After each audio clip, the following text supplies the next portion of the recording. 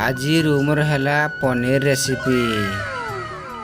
तो hello guys, welcome to my new blog. तो मु आपणकर ओडिया टोका जगन। तो गुड मॉर्निंग।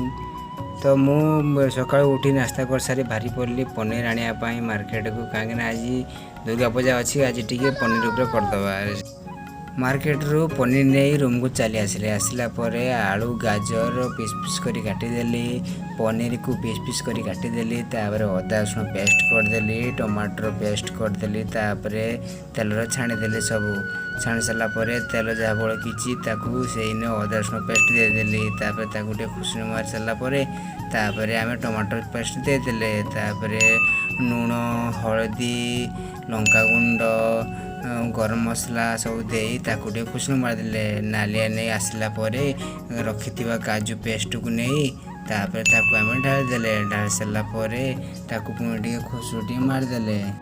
तापर काजू पेस्ट को मिसाई 2 मिनट छाड़दे। तापर रखि आलू गाजर को आम पकईदे। तापर खुशुणी मारदे। रोषे कर टाइम आड़े लैपटॉप गीत बाजू था। अल्प पानी गरम कर आम फुटापी छाड़दे। आगुरी भिजाई रखाई पनीर को छाणी तरकार देदेले। फुटापी छाड़दे 2 मिनट। फुटीगला आम ए प्रस्तुत होगला पनीर मसला। तापर गाधी आसी बसीगली खायापाई। तो अब टेस्ट कर पनीर केमती